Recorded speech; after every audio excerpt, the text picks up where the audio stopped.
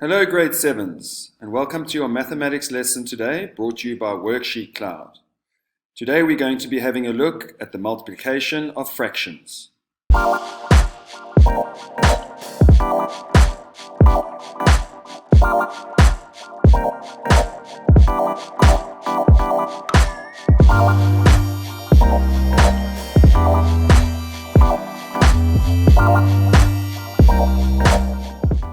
My name is Gareth Jordan, and I'll be your mathematics teacher for today.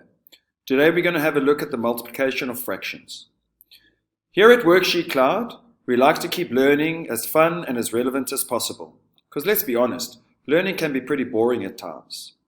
That is why we have just launched our brand new Worksheet Cloud Rewards Hub feature, where you can earn awesome rewards while you learn, including a chance of getting a PlayStation 5 and some Nomu hot chocolate. But I'll tell you a little bit more about that later. Let's first get into today's lesson.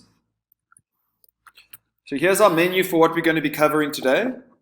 There's going to be 2 warm-up brain fresheners for you to complete. Some mental maths questions that are going to cover some previous fraction principles taught and fraction principles that I feel you should know at this point in your grade 7 year.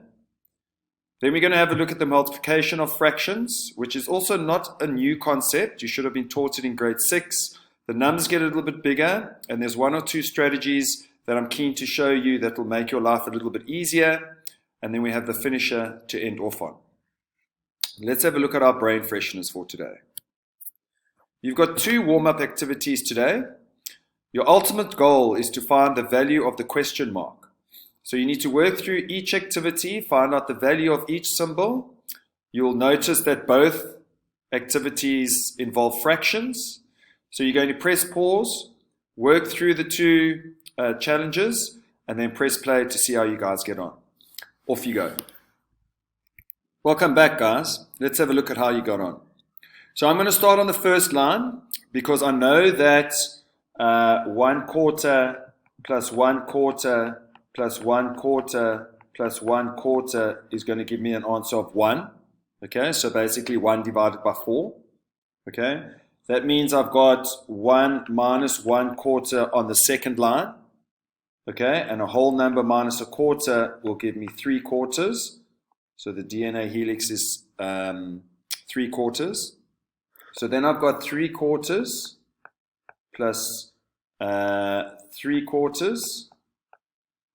Now 2 microscopes, so that's 2/4, and that's going to give me my test tubes.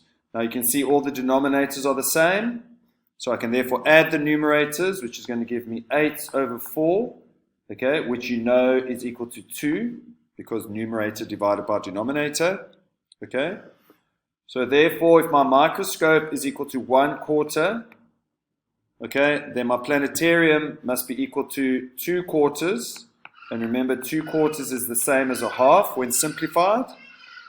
Okay, so there are my 3/4. And all that's left for me to do now is to answer the number sentence at the bottom. Okay, so ideally, when I wanted to add fractions, I would change that to 2/4, just so that my denominators are the same. So I've got 2 whole numbers and 5/4, which is going to equal to 3 1/4. Okay? Go through it again if you didn't get it. Make sure you understand it.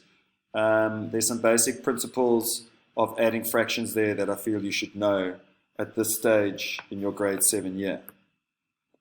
Okay, the second activity is very, very similar. You've also got to find out the value of the question mark. Just let me clean up here a little bit. Okay, let's have a look. Okay, so we've got a beach ball is equal to those 4 cars. We don't have any numbers there, so we can't really start there. So I'm going to start on the second line because I know that 1 is equal to a half plus a half. Okay? So I know that something minus a half is equal to a half. So the beach ball must be equal to 1, which means 1 must be equal to a quarter plus a quarter, plus a quarter, and then your fourth quarter. Okay, so if I've got 1/2 for my hammock, okay, what plus what is equal to 1/2? So you should be able to figure out that it's a quarter and a quarter, because that's equal to 2/4, and remember 2/4 is equal to 1/2. And then all that's left for me to do is to work out my question mark. I'm going to put 2/4 there just so the denominators are the same. And then there's another quarter. Okay, and if I add all of those up, can't add them up yet. I need that to be 2/4. The denominators need to be the same. I get 5/4. And if you want to convert that to a mixed numeral, that is equal to 1 and 1/4. Okay? Right, let's go and have a look at our mental maths questions for today. Okay, there are mental maths questions for today. They are fraction questions. I want you to press pause. I want you to work through them slowly with a piece of paper and a pen or pencil. Let's actually be active and write things down and not try to do everything mentally.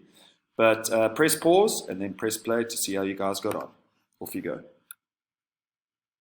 Let's see how we got on with these principles that I feel you should know at this stage in your grade 7 year. So we're looking at equivalent fractions in question number 1.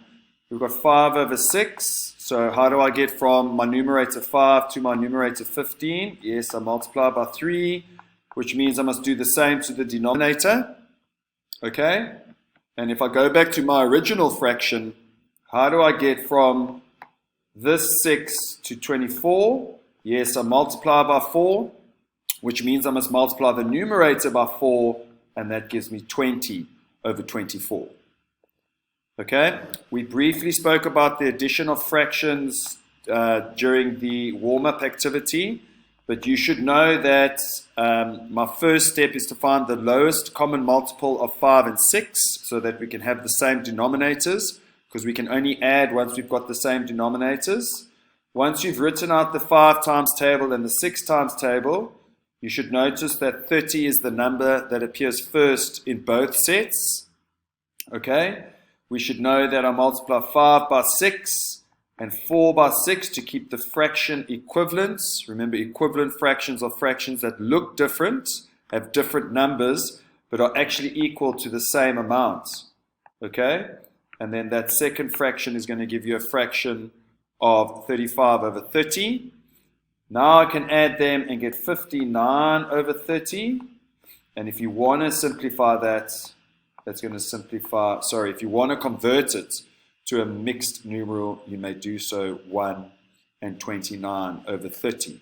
Okay? So same denominators when you add or subtract. Okay, question 3.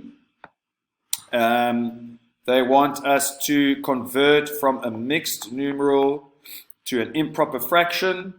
Okay, we need to recognize that 4 whole numbers is 9/9 plus 9/9 plus 9/9 plus 9/9. Why 9?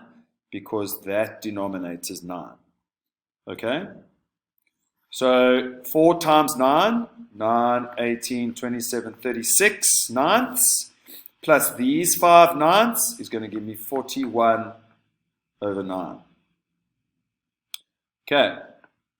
Fourth question, we are comparing the sizes of fractions. We've got 7/9 and 8/11. Okay, so how do we compare fractions? We can only compare fractions if the denominators are the same. Otherwise, we can't compare them. Okay, unless it's something like a half and a third. Okay, we know a half is more than a third. But when it comes to fractions like this, where you're not 100% sure, you've got to convert them to the same denominator. Okay, now 9 and 11, the closest or the lowest common multiple of 9 and 11 is going to be 99. All right, so that means I'm going to multiply that by 11 and that by 11. So 77/99, and that by 9 and that by 9, and that's going to be 72/99. And now it's pretty clear which is going to be the bigger fraction. It's going to be 7/9. Okay, so when you want to compare the sizes of fractions or order fractions, ascending or descending, Make sure that they have the same denominators, but remember, whatever you do to the denominator, you must do to the numerator, and then it's much easier to compare. Okay, then your last question, an of sum. Remember, of, when we're dealing with fractions, means multiply. So you may write it out like this. Okay, and what we've said previously in grade 6 is multiply the two numerators together, multiply the two denominators together. You know that this now equals 30 divided by 3, so your final answer is 10. Okay, so 2/3 of 15 is 10. Okay. Okay, great guys, well done if you went through those and you remembered all of those concepts. If you haven't, I'd encourage you to go and have a look at the videos from grade 6 on worksheetcloud.com's YouTube page, and then brush up on those skills. There should be some worksheets there for you to do with a memo, so you can do a bit of practice and self-assess your work. But really, really important that you understand these concepts if you want to develop your fraction ability in mathematics. Okay, let's go and have a look at what we have for the rest of the day. Right guys, so today's main topic is the multiplication of fractions. Now I am aware that the multiplication of fractions is taught in lower grades. In lower grades, normally the multiplication of fractions was a fraction by a whole number, or two fractions multiplied together where the numerators were 1. Okay, so we call those unit fractions because it's 1 unit out of the fraction. Okay, in grade 7, you have numbers bigger than 1 as your numerator. And we also have a look at something called cross-cancelling. All right, so that's the first method I'm going to show you today. Normally what we do is multiply the numerators. So you can see in the example, 1 times 2 is 2. Then we multiply the denominators. 3 times 5 is 15. And our answer is 2 over 15. Okay, so that is one method you can use. I would like to show you another method. And for that, I'm going to give you the example of A. Okay, but I'm going to go over to my Jamboard and show you the method that I'd like you to try out today. Okay, so just bear with me as I get across. Okay, guys, there's your first example. So normally what we would do is we would say 9 times 5 equals 45. Multiply the numerators together. 10 times 9 equals 90. And then we'd simplify 45 over 90 to 1/2. Okay, now you may still use that method. The strategy I'm going to show you is going to remove the simplification process. So it's going to give you an answer that should take you directly to 1/2. Okay, so saving you some time, saving you possible areas where you can make an error with your simplification. So how does that work now? Okay, so this is something called cross-cancelling. Okay, and when we say cross-cancelling, I mean diagonal. Okay, now remember, diagonal is the same direction as the multiplication sign. Okay, so it's that direction. Okay, so it's still multiplied, but what I can now say to myself is, how many times can 9 go into itself? Once.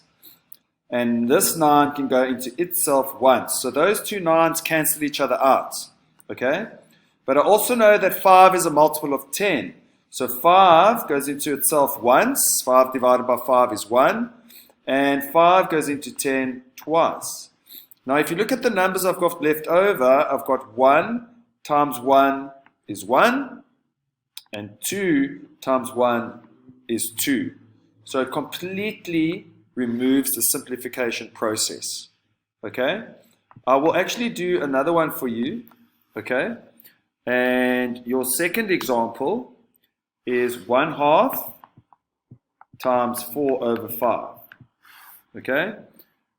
So let's have a look. 1/2 times 4 over 5. Okay? 1 and 5, they can't cross cancel, they can't do anything diagonal. Okay, they'll stay 1 and 5. But 2 and 4, I know that 2 can go into 2 once. 2 divided by 2 is 1. And 4 divided by 2 is 2. Now I've got 1 times 2 is 2. And 1 times 5 is 5. And there's your answer. Had I not done the cross cancelling, okay? And I'd left it as 4 and 2, 2 and 4. Then what I would have is 1 times 4 is 4, and 2 times 5 is 10, and then I'd have to simplify to 2 over 5. Now, I know that question is pretty straightforward, but it's the principle I'm trying to show you and explain to you. It's not the actual numbers. Those numbers are small and easy to work with, okay? But the cross-canceling strategy is the one that I'd really like you to work on. So what you're going to do is you're going to go do C, D, E, F, G, H, and I by yourselves, and you can see the numbers get bigger the further you move on, especially in I. So the cross-cancelling will become very, very handy. Use pencil and paper, take your time, check your work, and then press play to see how you guys get on. Guys, I've just realized the time, and we've been working for about 15 minutes or so. So it'd be a good opportunity for you to have a break. Once you've done this activity, I'm going to have a sip of Nomu hot chocolate. I would suggest you do the same. Stretch your legs, get a breath of fresh air, and then once you've completed this activity, we'll carry on the Jamboard. Okay? Off you go.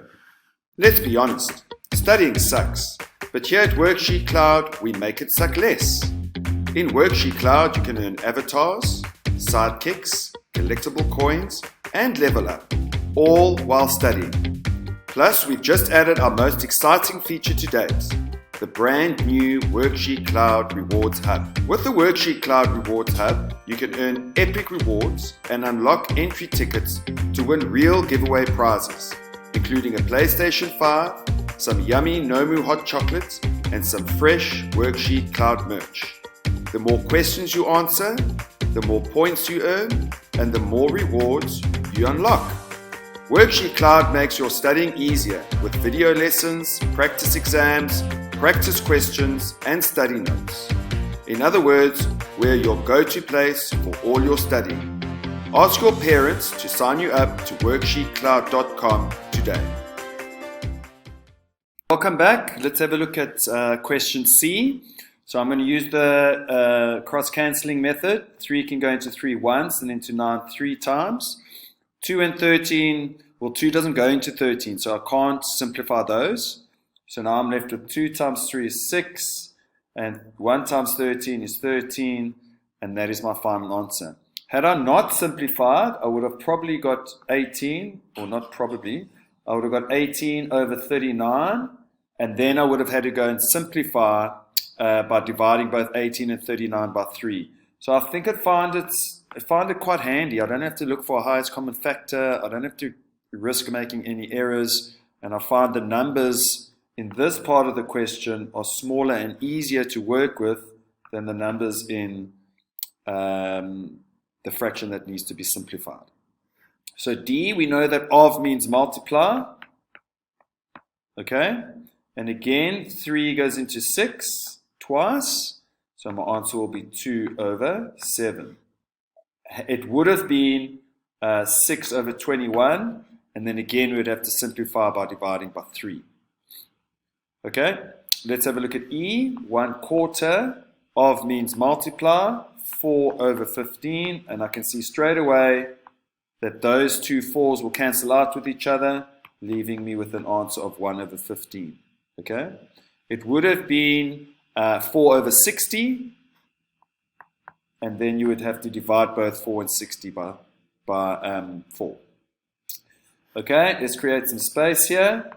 I hope you guys are starting to grasp this concept of cross-cancelling. 2/3 times 6 over 7. 3 goes into 3 once and into 6 twice, so my answer becomes 4 over 7. Okay, it would have been 12 over 21, and you would have to simplify that to get to 4 over 7. G, okay, that's 4 over 5 multiplied by 7 over 8. I know 4 goes into 4 once and into 8 twice. 5 and 7, well, they're prime numbers. They can't really get any smaller, and they don't cancel out with each other. So they stay the same. So 1 times 7 is 7, and 5 times 2 is 10. Okay, and if you hadn't cross-cancelled, you would have had 28 over 40, and then you would have to figure out how to simplify this fraction to get to 7 over 10. Yes, just divide by 4. But I'm hoping that the principle of what I'm trying to show you is starting to make sense, and you're starting to realize how much easier the multiplication of fractions can actually be. H 1/2 times 2 over 5, and there you got your 2's that can cancel, so your answer is 1/5. And then R is some bigger numbers, which is great, because if it didn't cross cancel, I'd have to go 6 times 7 is 42, and then 15 times 12, well, 15 times 10 is 150, then 15 times 2 is 30, so that's going to be 180. Now I'd have to go simplify 42 over 180. But if we had cross-cancelled here, then I would not have to simplify any further. I could take those out. And now you can see the sums I have to do, 1 times 7 and 15 times 2, are a lot easier. Okay, so that's the cross-cancelling method. Yeah, have a go at it. There will be an opportunity for you to practice further later on. Right, let's have a look at what's next.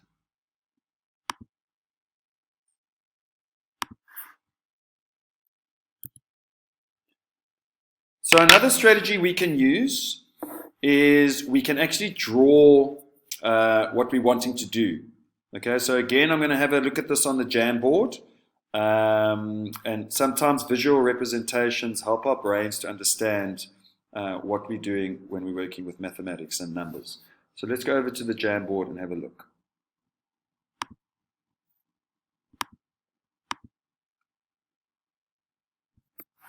So if we have a look at the denominators of 1/5 and 3/4 in A, we can see they've used those to give us a grid, a 5 by 4 grid.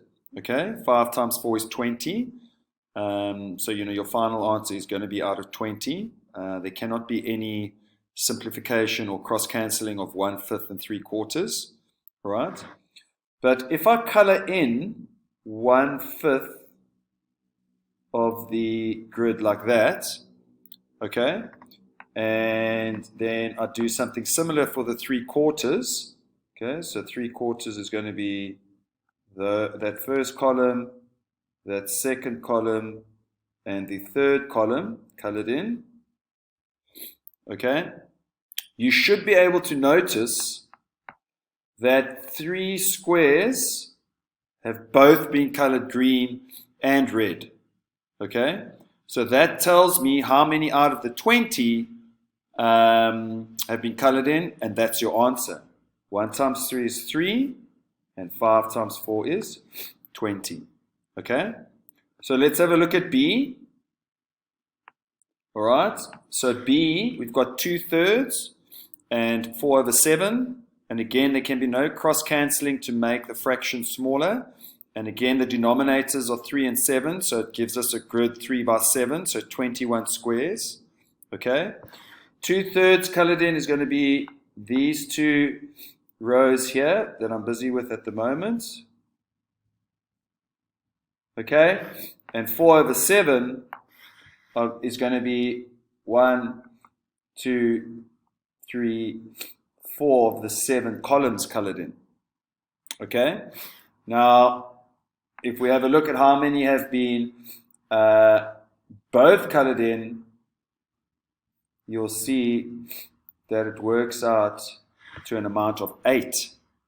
Okay, so again, we can see 2 times 4 is 8 if I multiply the numerators together. And as I said earlier, it's a 3 by 7 grid, so 3 times 7 is 21.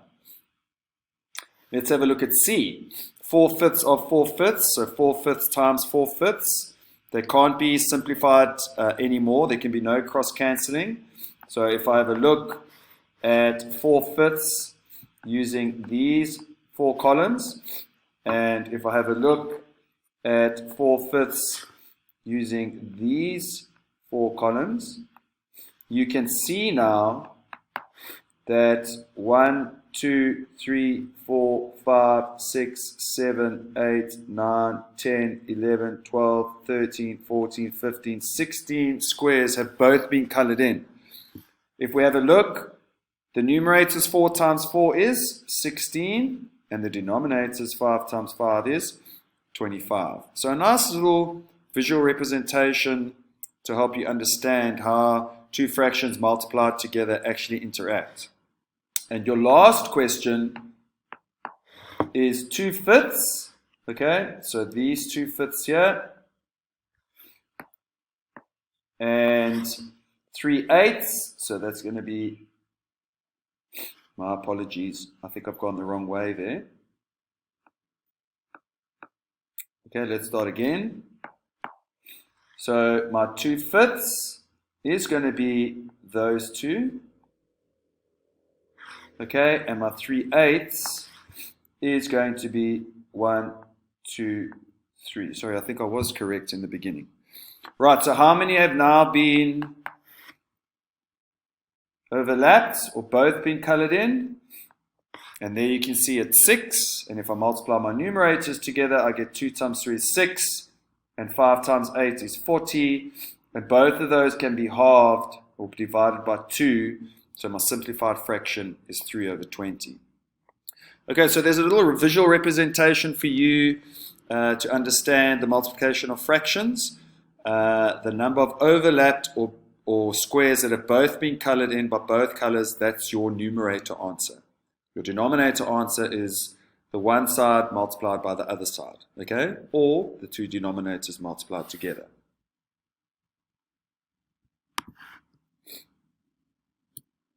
Okay, so that brings us to our finisher for today. So our finisher for today is 3 statements, one of which is a lie. So you need to work through the mixed numeral problems and tell me which is the lie and why. So yeah, press pause and see how you guys get on. How you guys got into this activity. So if I have a look at the first statement, 2 minus 1 and 3/8.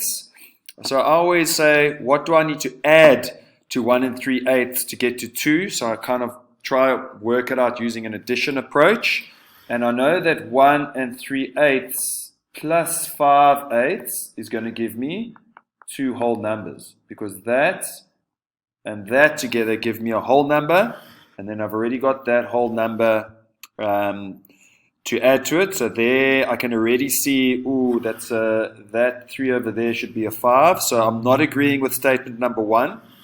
But let's have a look at the other ones just to be sure. If I add 1 3/4 and 1 1/4, will it give me 3?